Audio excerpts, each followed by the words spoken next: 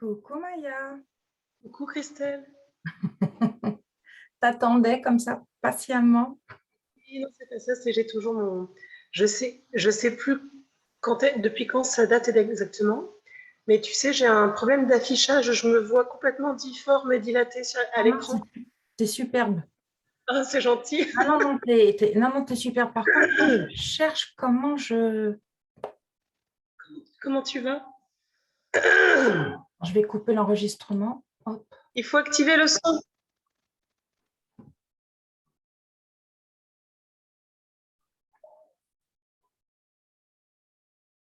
Activer le son. Voilà, c'est fait normalement. Coucou. Et bon, on a du monde qui va arriver encore. On attend 2-3 minutes ou pas? Ah, c'est toi qui es le chef d'orchestre. Oh bah oui, il y a Corinne, il y avait 6 personnes, j'ai vu. On va les attendre. Ouais, ça va arriver. Surtout que la route est longue pour venir de Paris jusque-là, jusque dans le sud. Bon, comment tu vas, Frédéric? Bah, écoute, ça va bien et toi? Oh oui, ben écoute, je viens. Depuis ce matin déjà, on y va, on fait les choses. Et toi, Maya, ça va mieux? Oui, ça va de mieux en mieux Oh, chaque jour. génial, génial, génial. Ah, Corinne ne viendra pas, elle se sent pas bien, donc elle ne pourra pas être avec nous ce matin. D'accord, Voilà. ok. Je viens d'avoir un message. Il n'y avait pas Céline qui voulait venir aussi? Je ne sais pas. Elle marquait qu'elle serait là, donc Mais elle de toute participe. façon, les gens peuvent rentrer puisque j'ai demandé à ce que les gens puissent rentrer. Donc, on peut commencer puisque je sais qu'Andrew est limité Alors, dans son temps aujourd'hui. Oui, je me permets parce que je ne voudrais pas vous paraître incorrecte. Je vais chercher mon fils à l'école, donc il faut que je quitte à 11h, 11h20. Oui, logiquement, et ça moi, doit je durer vais mon 15. gamin aussi aller Logiquement, chercher. ça doit durer 15 minutes. Ah Notre, d'accord, Oui, notre petit Bon, papotage, explique-moi. ça c'est les doit 15 durer minutes 15 minutes. espagnoles. d'accord, ça marche. Mais Voilà, nous ok. connaissons Andrew. Bon, Et je vais Andrew, mettre un peu de son. ça te fait une auréole derrière toi. Oui, c'est normal, mais vous allez comprendre pourquoi l'auréole. Je suis Saint-Andrew, de Figueras. Voilà, au nord de l'Espagne. Voilà, donc on va parler aujourd'hui du fait que notre système solaire n'est pas la conséquence d'un hasard, mais que tout dans l'univers est basé sur des réalités cosmiques vérifiables. C'est pour ça que dans les textes sacrés, quelqu'un de très important disait « Surtout ne vous fiez pas simplement au ressenti des uns et des autres, mais vérifiez l'analogie par les lois cosmiques. L'un doit justifier l'autre. Les ressentis profonds doivent toujours se vérifier par les lois cosmiques, c'est-à-dire les rouages cosmiques, et inversement pareil. Si une chose, on ne le ressent pas, c'est qu'il y a un problème. Donc, ça ne veut pas dire que c'est faux, ça ne veut pas dire que c'est vrai, ça demande à être vérifié. Maintenant, si un ressenti est là, très puissant, toujours le vérifier par les rouages cosmiques. Et en ce qui me concerne, j'adore la compréhension des lois cosmiques et de savoir comment notre univers est régi. Nous le savons, dans un monde en 3D. Ce monde en 3D, ce n'est pas par hasard. C'est parce que nous avons eu besoin, il a été nécessaire de fabriquer 3 matrices universelles dans lesquelles les valeurs allaient s'orienter, s'établir, s'édifier.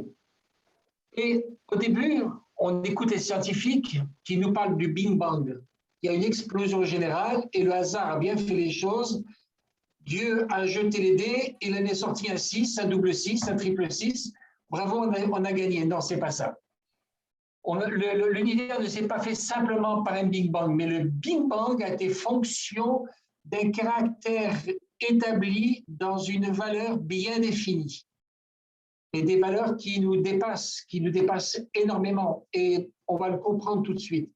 Lorsque l'on veut, par exemple, construire un village, on choisit le terrain, et puis une fois que le terrain est choisi, il se peut qu'il y ait là ici comment ça s'appelle, des collines qui ont besoin d'être un petit peu modifiées pour installer ceci, puis cela. On fait un plan d'ensemble et ce plan d'ensemble, on va le projeter dans un endroit. Mais cet endroit, voilà, il y a des configurations qui ne sont pas très saines.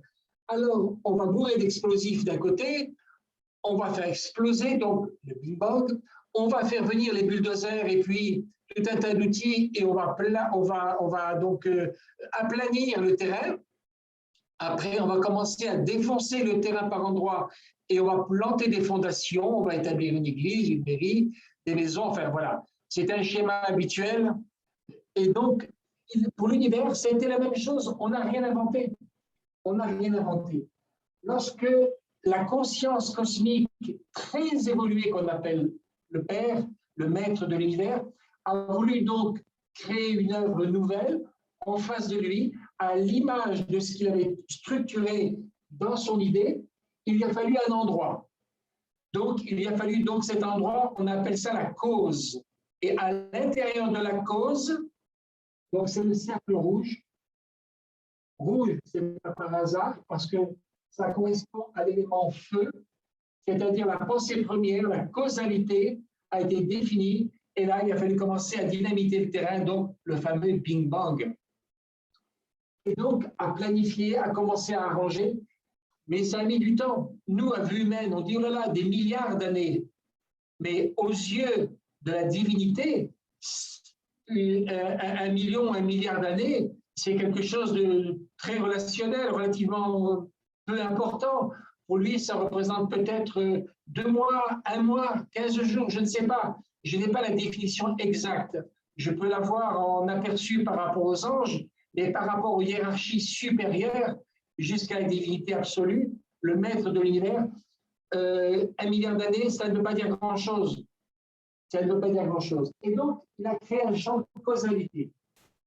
Et puis, dans ce champ de causalité, il a fallu créer une valeur de mouvement, une appétence, un désir, une envie de faire. Donc, il a créé une valeur d'avidité au centre, autour du centre. C'est ce qu'on appelle le plan émotionnel. L'émotion, c'est ce qui fait avancer le monde entier. Et c'est ce qui fait avancer l'univers. Et si l'univers est si bien structuré, c'est parce que cette émotion est très élevée. On l'appelle l'amour. L'amour inconditionnel, l'amour universel, l'amour qui fait en sorte que tout ce qui prend vie doit aboutir. C'est une obligation. On ne peut pas échouer, surtout à ce niveau-là. Et puis, mais une fois qu'on a l'envie, on a la cause, on a le schéma, eh bien, il faut réfléchir, il faut les moyens, il faut donc un mouvement de réflexion pour faire progresser et avancer le projet dans le sens qu'il convient. Et donc, en vert, c'est l'élément R, c'est-à-dire le plan mental, la pensée, le monde de la pensée. Ici, nous avons donc l'élément feu, le monde de la cause. Ici, nous avons l'élément eau, c'est-à-dire le monde de l'émotion. Et ici, nous avons la matrice de mental, l'élément R, c'est qui donne le moyen d'aller vers la structure finale, l'évolution. Ça permet d'aller vraiment où l'on veut en réfléchissant. On ne va pas à partir d'une envie, n'importe où. Donc, il faut s'en connaître la direction. Et c'est ça qui va donner la direction, le plan mental, la matrice du mental. Alors, quand on voit donc ceci, on s'aperçoit qu'il y a 3 matrices. 3 matrices auxquelles la religion a donné le Père, le Fils et le Saint-Esprit, c'est-à-dire la valeur trinitaire. On est dans le 3. Et nous sommes construits à l'image du Père. Donc, nous avons par valeur de résonance cette trinité en nous. Nous sommes également facteurs trinitaires, valeurs de trinitaire.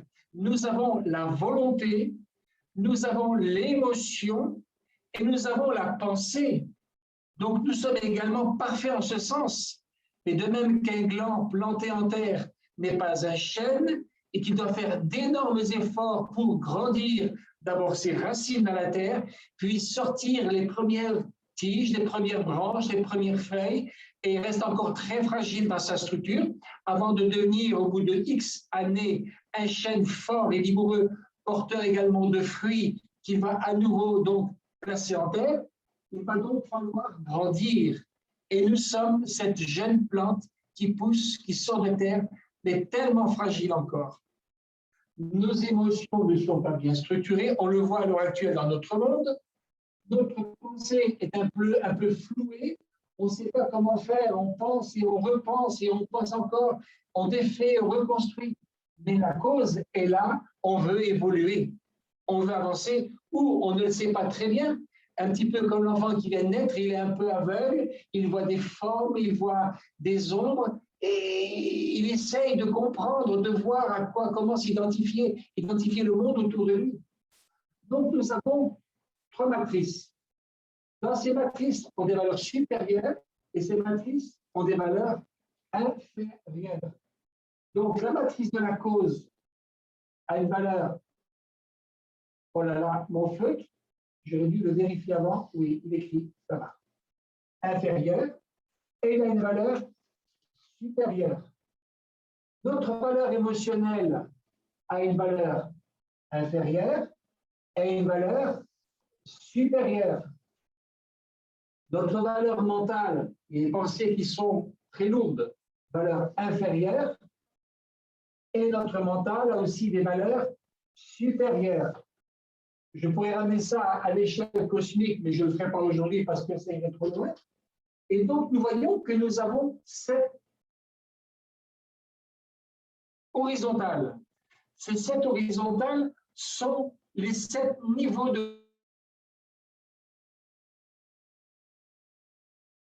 Nous avons 7 plans de conscience, 5 plus de 7. Bravo. Oui, Maya. Et donc, mais pour grandir, il faut aller vers le haut. Mais on vient d'en bas. L'arbre, il a bien ses racines dans le sol. Il va bien tendre son feuillage et les diriger vers le ciel. Et puis l'homme est au milieu de tout ça. Il a le choix. Et là, il a un passé. Ici, c'est le dos, c'est le passé. Et il va de l'avant. Quand on regarde 1, 2, 3, 4, 5, 6 et 7 plans, ce sont nos 7 chakras que nous avons par répercussion. Tout ce qui est en haut dans l'univers, nous avons l'exacte réplique en nous, puisque nous sommes faits à l'image de la grande conscience cosmique. Il n'y a pas de hasard. Rien n'a été fait par hasard. Et donc, lorsqu'on regarde ces points-là, ces 7 champs de conscience, nous voyons qu'il y a donc interaction entre les valeurs de causalité et les lignes qui traversent.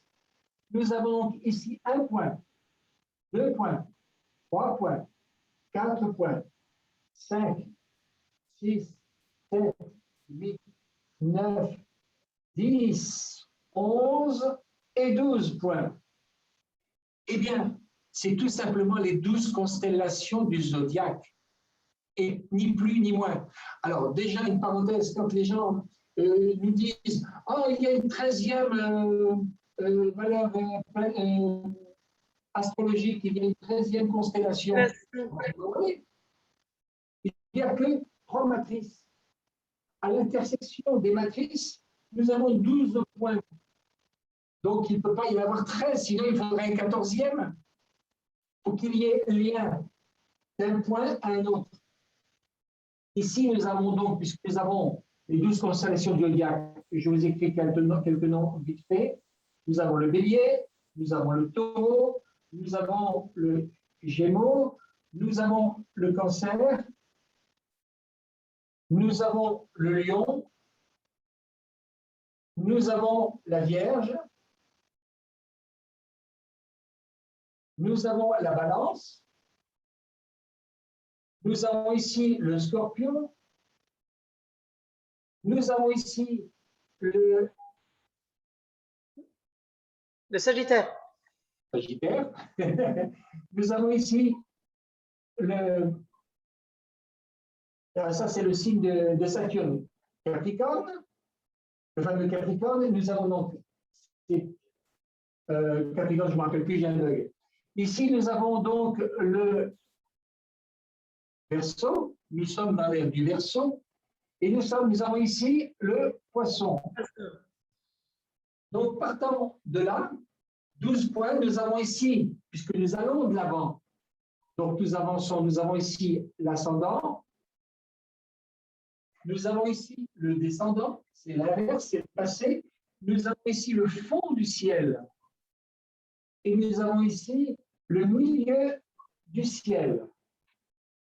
Donc, on retrouve bizarrement notre zodiaque. Notre thème natal est inscrit exactement dans nos chakras. Nous avons donc une correspondance ici. Alors, ici, c'est un lion. Ici, le fond du ciel, donc le cancer, nous le voyons en face du Capricorne. Ici, on va commencer par le commencement. Le bélier, nous l'avons en face de la balance. Le taureau, nous l'avons en face de la Vierge. Le gémeaux, nous l'avons en face du lion. Le poisson, nous l'avons en face du scorpion. Le verseau, nous l'avons en face du sagittaire. Rien n'est fait par hasard. Est-ce que je peux poser une question? Est-ce que je peux poser une question? Et donc, quand on regarde l'alphabet sacré… Andrew?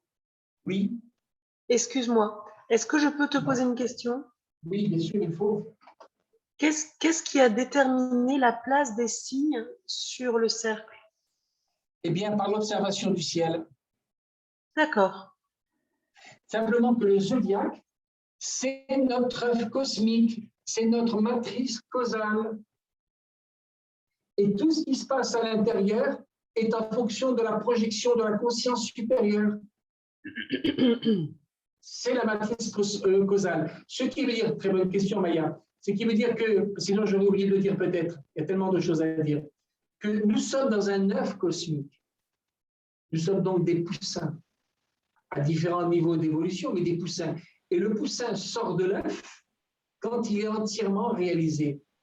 Ce qui veut dire que ici, c'est un champ de conscience d'évolution dans lequel nous devons nous débattre et nous construire, nous devons nous enrichir et passer par tous les états de conscience que sont d'une part les chakras, par les 12 constellations. Nous sommes des apprentis en devenir pour obtenir la maîtrise au terme. Ce qui veut dire qu'à terme, lorsque nous avons obtenu la maîtrise, non pas des autres, mais de soi, par une compréhension, une connaissance totale, nous sortons de l'œuf cosmique. Nous cassons la coquille et nous sortons. C'est ce qui s'est passé pour pas mal de maîtres déjà ascensionnés. Il y en a qui sont fraîchement sortis de l'œuf cosmique, il y en a qui ont déjà développé leurs ailes, etc., un petit peu comme un petit poussin qui sort de l'œuf. Il est comme ça. Je regardais justement une émission là-dessus hier concernant l'œuf et le poussin, le temps de gestation, le temps d'éclosion et le temps après de monter en maturité. Il y a différents stades. Donc, ceci, nous devons vérifier toutes les conséquences de nos erreurs, oui et non, mais comme nous ignorons, donc toutes les conséquences de nos ignorances par rapport aux réalités, chaque constellation se vérifiant par les autres constellations en nous, pour que nous formions une homogénéité totale. Et ce n'est pas fini. Bon, je ne vous en parlerai pas aujourd'hui, mais je vous suggère juste l'idée. Quand on regarde, par exemple, les lettres sacrées, nous voyons que dans l'alphabet sacré, il y a 12 lettres pour chacun des mois, pour chacune des constellations, il y a 12 lettres simples. Et après, on va s'apercevoir qu'il y a 7 lettres doubles qui déterminent les jours de la semaine, qui déterminent nos plans, nos différents plans, nos chakras, et qui déterminent aussi les notes du solfège, puisqu'il y a 7 notes. Il y a 7 couleurs dans l'arc-en-ciel. Il n'y en a pas 8 ou 9 ou 10 ou 12. On va en trouver toute une déclinaison. Mais il est vrai qu'à la limite de deux pays, on va trouver des langages qui vont se confondre. De même dans les couleurs, quand 2 couleurs sont en approche l'une de l'autre, il y a une fusion à un moment où on ne sait plus si c'est le jaune, si c'est entièrement le vert, si c'est un petit peu le vert, beaucoup de jaune. C'est normal. Mais autrement, il y a 7 couleurs, comme il y a 7 Non, jours de la semaine. si je puis me permettre, Oui, tu sais ce qui, en fait, comme nous sommes des êtres de lumière oui, et qu'on a ce dégagement lumineux, oui. bah, on dégage l'arc-en-ciel en fait. On dégage l'arc-en-ciel également par nos chakras. Oui. Les 7 sons vibratoires, les 7 notes de musique, do, ré, mi, fa, sol, la, si, parce que le do suivant fait partie de l'octave supérieure. Eh bien, ces 7 premières notes, on les a aussi en nous. C'est pour ça que nous vibrons lorsque nous entendons certaines musiques qui nous font vibrer, qui nous relaxent, qui nous excitent, etc. Parce qu'il y a un écho vibratoire dans nos champs intérieurs. Exactement. Et chacun de nos corps, la conscience globale de nos corps, c'est comme la conscience globale du divin. C'est les 7 plans de conscience qui forment notre conscience. Je suis, je ressens, j'aime, je veux, pardon, j'aime, je communique, je vois et je sais. Donc, lorsque nous sommes complets, eh bien, nous sommes ce que nous savons, mais nous savons ce que nous sommes. Quand on prend l'arbre de la vie, c'est là où je voulais faire une petite parenthèse vite fait, nous voyons que l'arbre de la vie possède 10 séphirotes. On dit, voilà, en hébreu, le mot est séphirot. Quand il s'agit d'un, on dit une séphira. Alors, je vais parler français, je vais dire les sphères d'énergie. Chaque sphère d'énergie, donc, de l'arbre de la vie, puisqu'elles sont 10 au total, on sait que, à notre image et à l'image du plan divin, il y a la valeur extérieure, qu'on appelle l'aura, et il y a la valeur cristallisée, vibratoire cristallisée, qu'on appelle le corps. Donc, nous voyons que dans notre système solaire, nous avons des planètes. Et suivant le positionnement des planètes dans notre terre astrale, suivant qu'elles sont en harmonie, qu'elles sont en opposition, qu'elles sont en conjonction, qu'elles soient carrées l'une de l'autre, et qu'elles soient, etc., eh bien, nous voyons qu'il va y avoir des réactions chez nous au travers de nos chakras, là où elles sont placées. Si, par exemple, vous avez, je vais dire quelque chose. Ici, vous avez, bon, un exemple. Vous allez comprendre. Ici, par exemple, je vais avoir Mars. Je vais écrire Mars. Mars est ici. Et si je prends, par exemple, ici, 1, 2, 3, je prends ici et je mets ici Vénus, par exemple. Je ne vais pas dessiner les schémas parce que tout le monde ne comprendra pas. Donc, on a Mars et on a Vénus. L'interaction entre Mars et Vénus se fera ici, par un splendide carré, puisqu'ils sont à 90 degrés l'une de l'autre à peu près. Donc, 90 degrés, ça veut dire que ici, dans une vie antérieure, je n'ai pas fait ce qu'il fallait et donc je suis en cours de rattrapage. Donc, je dois travailler. Si je suis, par exemple, dans un effet de trigone à 120 degrés, eh bien, ça veut dire que c'est une harmonique. Et donc, les planètes vont s'aimer, vont travailler en complicité, etc., etc. Et si elles sont l'une à côté de l'autre, c'est comme 2 chevaux qui vont tirer la carriole dans le même sens, donc elles vont se compléter, etc., etc. Donc, nous voyons que les planètes ont une grande importance. Si, par exemple, j'ai mon Soleil qui est ici, Soleil, qui est ici, entre le Lion et donc je suis en Lion, là, je suis en Lion, hein, puisque le Lion commence ici, la Vierge commence là. Donc mon Soleil est en Lion, donc déjà que le Soleil, c'est la conscience révélée du Père, et que le Soleil, on le voit partout, partout où il est, on le voit, la nuit ne peut pas exister. Donc en Lion, qui est en plus un signe solaire, donc que je m'aime, que je suis beau, regardez-moi, j'existe, je vis. Voilà le lion, comment il va se manifester. Mais tout ça sera peut-être contrecarré par d'autres planètes, peut-être en opposition avec d'autres planètes, etc. Comme il y en a qui sont par exemple Balance et qui vont être à l'opposé de l'ascendant. Et là, il y a un frein, je veux rester dans mon passé, je n'ai pas envie d'avancer, etc., etc. Je ne vais pas faire un cours d'astrologie, mais c'est pour vous montrer que les planètes sont des parties visibles de ce qu'on appelle l'arbre de la vie. Et la partie non visible, eh bien, ce sont les sphères. C'est là que se trouvent de très grandes consciences qu'on appelle anges et qu'on appelle au-dessus archange. Archange veut dire chef, patron, patron des anges. Alors, donc, on va retrouver 10 sphères de l'arbre de la vie, mais la 10e ne possède pas d'ange.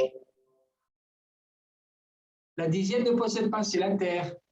Elle possède des hommes parfaits en devenir plus tard. Mais pour l'instant, il n'y a que 9 planètes qui ont donc 9 sphères de l'arbre de la vie, de Keter, dont la sphère visible est Neptune, comment ça s'appelle, de Chochma, dont la sphère visible est Uranus. Après, on a donc, etc., etc., etc. On voit qu'il y a 9 sphères de l'arbre de la vie, possédant chacune un archange, administrées par un archange. Et ensuite, il y a dans ce gouvernement 8 anges qui vont agir dans 8 directions différentes. Et donc, ces sphères de l'arbre de la vie, elles possèdent donc la partie physique, que sont les planètes. Donc, si vous avez Uranus quelque part, puisque là, on est entré dans le signe, dans l'ère du Verseau, et bien donc régi par Uranus, c'est pour ça qu'il y a de grandes découvertes, de grandes technologies. C'est pour ça qu'on parle du règne où on doit voir venir l'amour parfait s'établir sur la terre. Et ça viendra, c'est une obligation. Parce que justement, on est dans la valeur uranienne, c'est-à-dire Chochma Uranus. Le deuxième logos de l'arbre de la vie, duquel sont émanés les archanges et d'où est venu le Christ. Ce n'est pas par hasard qu'il s'est présenté il y a 2000 ans. Parce qu'il y avait toute une préparation à faire pour entrer aujourd'hui, 2160 ans exactement après, puisque 1 degré, vous savez qu'il y a 30 degrés entre deux constellations du zodiaque. Dans chaque maison, il y a 30 degrés. Et donc, chaque degré, le soleil, par précession d'équinoxe, c'est un mot barbare, mais voilà, je vous le dirai plus tard, chaque degré est traversé par le soleil en 72 ans. Donc, 72 ans, comme il y a 30 degrés, faites la multiplication. Je le fais vite fait. Donc, nous avons 72 ans multiplié par 30 égale 2160 années pour traverser une ère. Donc, l'ère du Verseau a commencé il y a à peu près 1 an et des poussières. Donc, il nous faut 72 années pour passer au 2e degré. Mais comme il y a 72 anges, ce n'est pas par hasard. Ça veut dire que chaque ange aura son travail direct dans chaque degré de cette ère.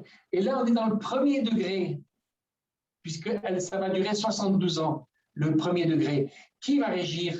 Eh bien, le plus grand chef des anges, enfin le plus grand chef des anges, le plus grand des séraphins, dont le nom est Veruia, il voit directement la face du Père. Et là, on est donc dans l'implication de la volonté. C'est pour ça qu'en ce moment, sur Terre, ça bouscule de partout, parce que lui, c'est le grand chef d'entreprise. Père, que ta volonté soit faite sur la Terre comme au ciel. Donc, ça va déménager. Et il ne fait pas semblant. Ce séraphin ne fait pas semblant. C'est pour ça que de prononcer son nom le matin quand on se réveille plusieurs fois, c'est intéressant parce que ça nous relie à son énergie. Donc, je vous disais cela. Donc, ici, nous avons une lettre double, ce qui veut dire que les 7 jours de la semaine ont une lettre double. Il y a 3 lettres mères qui sont Shen, Mem, Aleph dans l'alphabet sacré, qui sont en liaison directe avec les 3 sphères de l'arbre de la vie les plus hautes, Keter, Chochma, Bina. Donc, on a bien les 10 planètes qui se retrouvent ici en tant que lettres hébraïques. L'univers n'a pas été fait par hasard. Lorsqu'un architecte crée un plan, il fait des dessins, des géométries, tu le sais, Maya, et il décide également plein de choses, des symboles qui signifient des choses pour que les chefs d'entreprise puissent élaborer le bâtiment, la maison, etc., la construction, on va dire. Et maintenant, il écrit des choses pour donner des repères. eh bien, nous avons les lettres sacrées qui tracent des repères dans notre existence en fonction des schémas, des symboles, de ce que l'on a fait, parcouru et de ce qui nous reste à parcourir, pour qu'enfin chaque individualité au sein de l'œuf cosmique puisse aboutir quelque part et sortir de l'œuf cosmique un jour, étant parfaitement répondant à l'image que le Père projetait en lui. Donc, pour l'instant, il y a des erreurs, c'est normal, et on travaille en fonction de ces erreurs que l'on croit vraies, que l'on croit authentiques.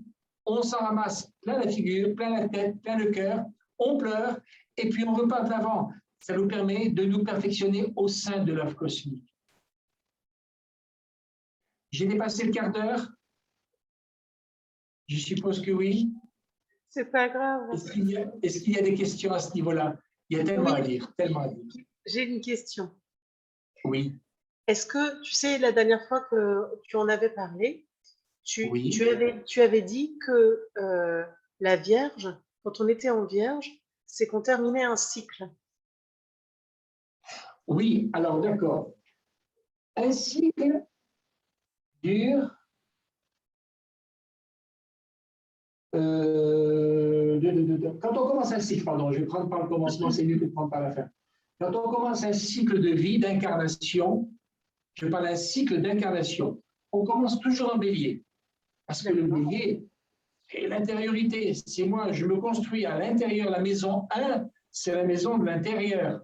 Et puis après, donc comme on est dans l'élément feu, on va d'abord finir toutes les valeurs des éléments feu. Après, une fois qu'on a fini l'incarnation en bélier, si on a réussi du premier coup, on passe en lion.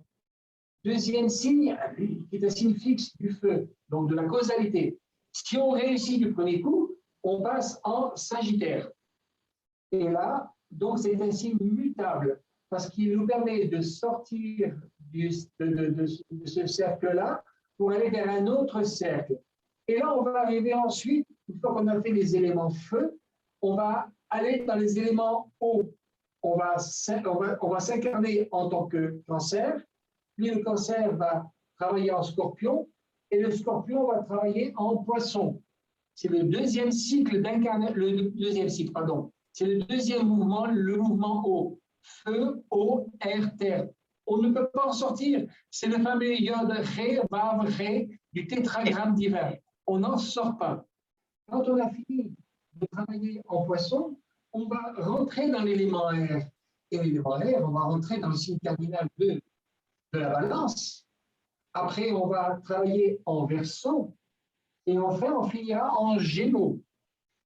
Quand on a fini ces trois valeurs de l'élément air, avec succès, on va rentrer dans l'élément terre, le deuxième ré.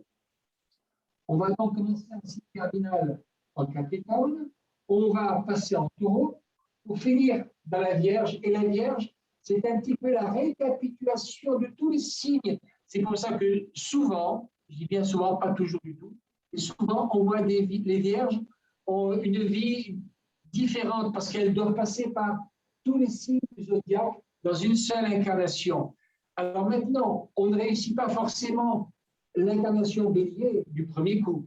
Des fois, il faut redoubler la classe. Donc, comme il y a aussi trois décans dans chaque signe, de 0 à 10, de 10 à 20, de 20 à 30, eh bien, chaque décan est relié aussi à un élément. Le premier décan, c'est l'élément feu, cause. Le deuxième décan, c'est l'élément eau. Et le troisième, c'est relié au mental, la réflexion. Donc, les gens qui n'ont pas réussi du premier coup vont retaper la classe parce qu'il leur reste encore des choses importantes, peut-être dans l'émotionnel. Donc, ils vont être de ce signe à signe bélier, mais avec un ascendant différent parce qu'ils doivent prendre ce chemin qu'ils ont oublié. Et s'ils n'arrivent pas dans le deuxième décan du bélier, ils vont se trouver parachutés ici en troisième décan du bélier. Donc, on va leur donner non seulement l'amour, mais ils auront l'intelligence en plus pour sortir en fait du bélier, peut-être qu'ils sont ascendants, Verseau, Sagittaire, Gémeaux, j'en sais rien. Là où ils n'ont pas compris, là où il leur faut un chemin plus éclairé, là où il leur faut comprendre certaines choses qui vont border l'ascendant, la façon de progresser pour y aller. C'est de la même façon pour tous les signes. On nous donne toujours 3 chances. et même souvent plus. L'important, c'est que tous passent la porte. Donc, on nous donne les 3 éléments. Moi, j'ai vu des béliers ascendant bélier. J'ai vu des béliers ascendant cancer. Le feu et l'eau, ça ne fait pas bon ménage. Ils sont carrés l'un de l'autre. Et donc, l'émotionnel est là, qui domine parfois. Des fois, c'est le caractère très impétueux qui veut absolument se justifier. On se dit, mais bon, heureusement qu'il y a un grand cœur derrière. Mais voilà, ça crée entre le feu et l'eau, il faut l'air. C'est pour ça qu'entre le feu et l'eau, il y a l'air.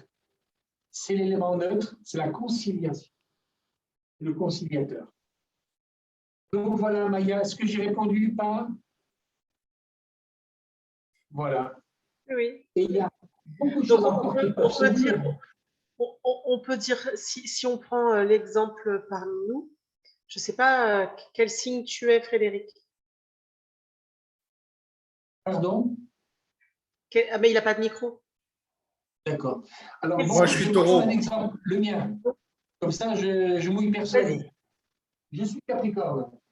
Je suis ascendant Cancer. Et mon Capricorne, il n'est pas là-haut. Hein. Mon Capricorne va se trouver en maison 6. La maison 6, c'est la maison des soins, c'est la maison de la Vierge. C'est la maison des soins, des petites choses. Donc, ça me donne un Capricorne qui va analyser, qui va comprendre, c'est ce qui se passe dans ma vie. Et ascendant Cancer, ça veut dire le Cancer, il est là, en valeur d'opposition quelque part. Et c'est le chemin que mon incarnation, que mon âme a choisi dans cette incarnation, c'est-à-dire par la famille. Alors donc, évidemment, ça a emmené des fois des conflits, parce que l'opposition entre le Cancer et le Capricorne, donc mon soleil natal, ma conscience, et mon ascendant, eh bien, c'est des fois conflictuel. Parce que le Capricorne qui est en Vierge, il veut absolument que tout soit comme ça. C'est l'initiative, c'est la compréhension. Si je ne comprends pas, je n'avance pas, je ne fais pas parce que je veux mettre le pied là où il faut le mettre. Et ça, c'est une bonne chose. Et toute ma vie, c'est une vie de compréhension. J'avoue que j'ai 70 balais aujourd'hui. C'est une vie de compréhension. Je ne peux pas faire autrement. Et donc, voilà, c'est comme ça. Mais les oppositions ne sont pas faites en tant que valeur miroir, simplement pour se voir et se détester ou s'adorer. Souvent, plus souvent, on déteste ce qui est en face qu'on l'aime. Hein. Et oh là là, quelle tête j'ai ce matin. Les oppositions sont faites pour se regarder, mais devenir des complémentarités en vue d'une évolution dans le même sens. On se regarde pour se trouver beau. On regarde des fois, ce sont les autres qui sont en face de nous pour les trouver beaux. Où est-ce qu'ils sont beaux? Où est-ce qu'ils sont parfaits? Et je ne vais pas parler de ce qui ne va pas, parce que ce qui ne va pas, c'est à mes yeux. Mais peut-être que je me trompe. Et s'ils avaient raison? On ne se pose jamais la question s'ils avaient raison. On est tellement sûr et tellement persuadé qu'on y va tête baissée. On s'amasse une bonne claque, et là, ça nous apprend à ouvrir les yeux, et par la souffrance et la douleur, et bien on réfléchit mieux pour rectifier nos problèmes. C'est-à-dire que ce que souvent le Kidam oublie, c'est qu'on a tous notre propre alchimie intérieure. On a tous notre propre alchimie. Vous prenez 2 thèmes. Regardez, on est là en visuel 1, 2, 3, 4 personnes, et il y a une qui ressemble à l'autre? Aucune. Et pourtant, nous sommes tous des êtres humains. Nous parlons le même langage, nous sommes régis par à peu près les mêmes lois, sauf que moi je suis en Espagne, donc je suis régi par les lois espagnoles, etc., etc. Mais on parle le même langage, on a les mêmes codes de référence, etc. Mais on ne se ressemble pas. Ça veut dire que même 2 jumeaux, il y en a un qui naît avant l'autre. Et il y aura toujours des petites différences que l'on verra dans 2 thèmes astraux qui ne seront jamais les mêmes. Vous pouvez naître à la même heure, 2 personnes, une à Paris, une à New York, il n'y aura pas le même thème astral. Donc, ce qui veut dire que autant de personnes il y a, autant de personnes il y a des différences. L'autre jour, je regardais à la télé, ils ont trouvé le sosie de Jacques Brel, qui chante exactement comme lui, qui fait les mêmes mimiques, et qui les mêmes choses, on pourrait les confondre. Mais si on analyse les traits, vraiment les traits d'une façon précise, ultra précises à la loupe, on verra qu'il y a des petites différences. Parce que sinon, ils seraient nés en même temps, ils auraient chanté en même temps, et l'un aurait habité vécu dans l'autre obligatoirement. Mais il y a sûrement des références. Mais la ressemblance est tellement frappante, je l'ai vu ça hier, je crois, tellement frappante.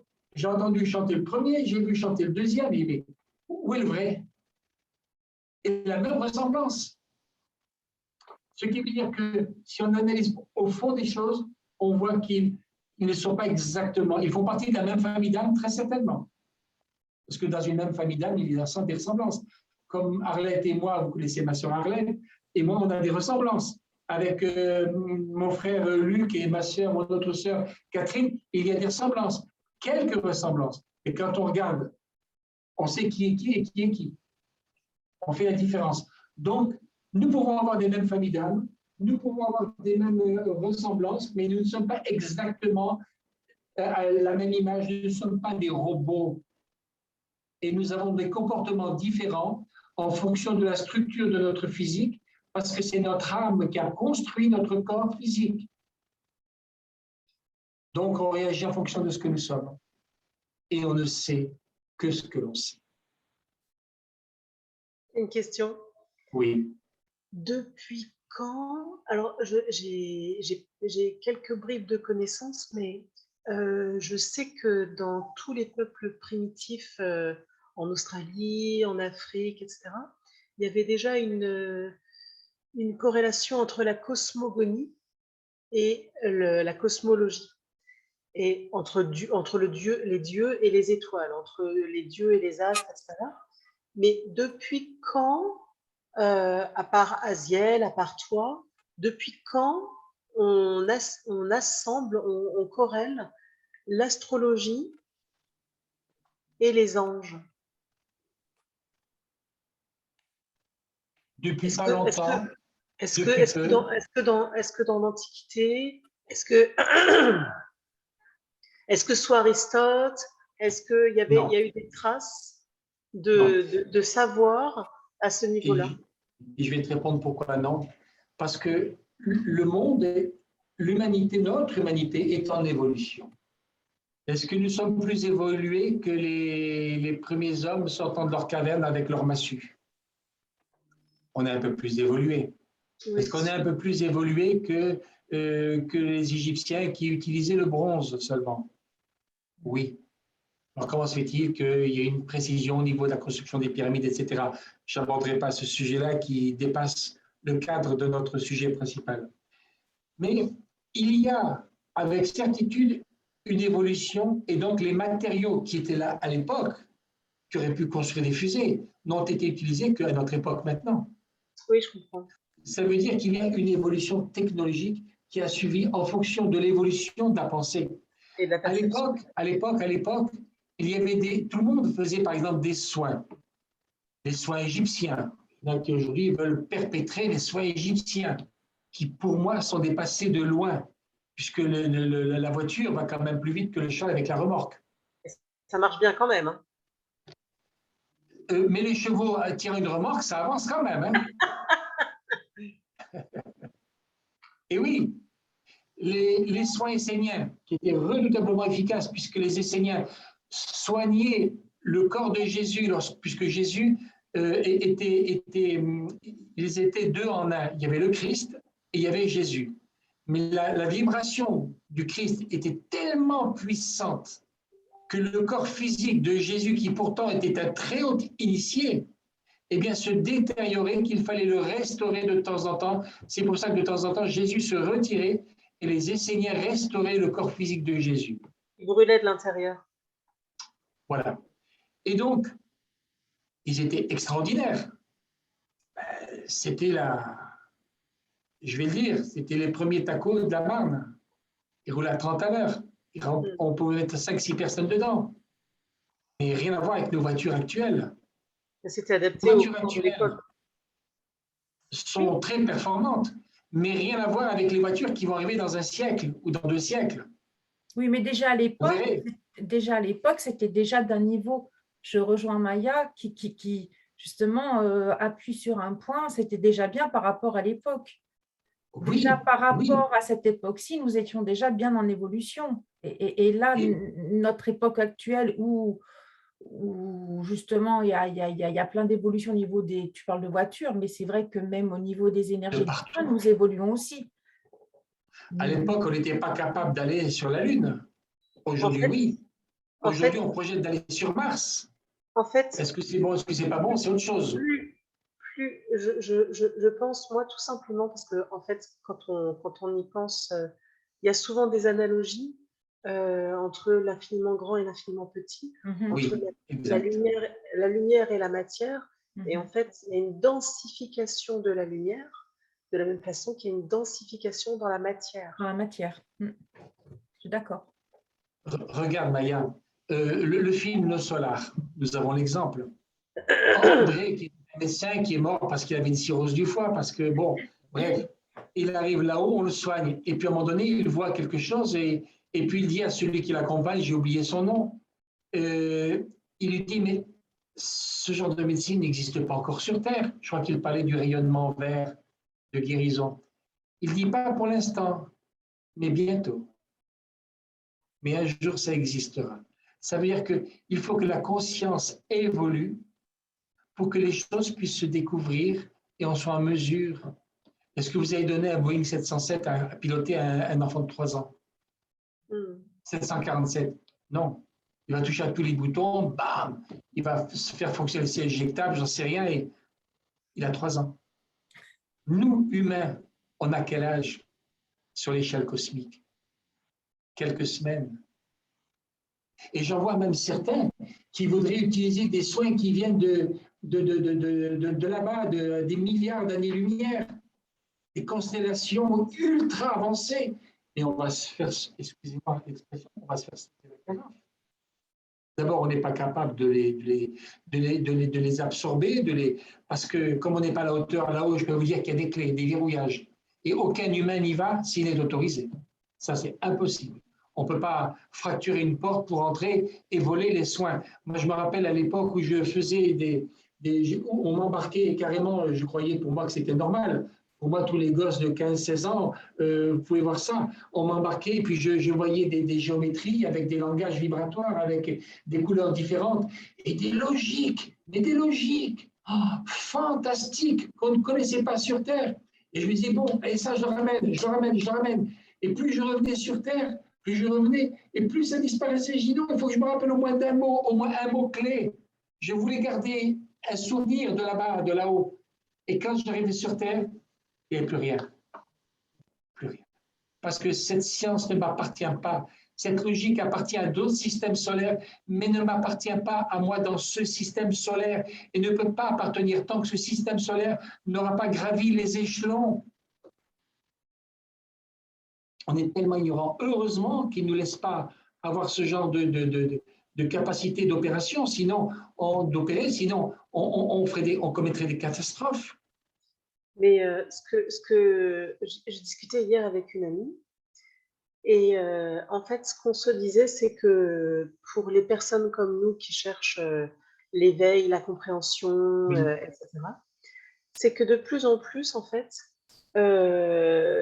il doit y avoir, alors là, je sais on va un peu être en contradiction peut-être. Excuse-moi, Maya, on va faire vite parce que je vois qu'il est 11h20. Il faudra que tu ailles chercher ton fils. J'ai 3 minutes de battement, t'inquiète pas.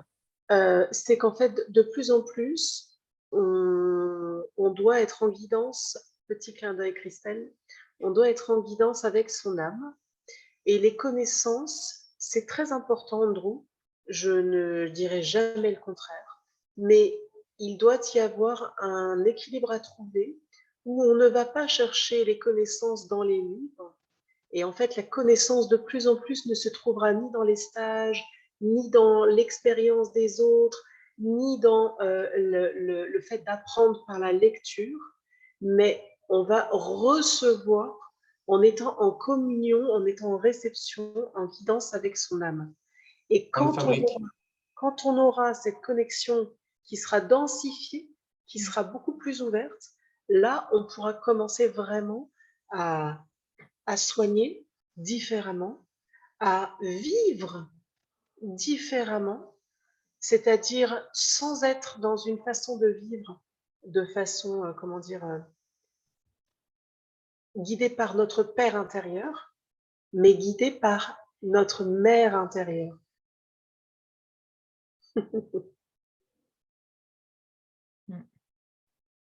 Après, mais c'est un ressenti. Sujet. C'est un autre sujet. Et qui est vrai. Voilà, je vais vous laisser, mes braves amis. Merci beaucoup pour tout, Je pour vous tout ce que, embrasse. pour Merci, tout ce que Merci tu de nous votre as dit, présence. Andrew.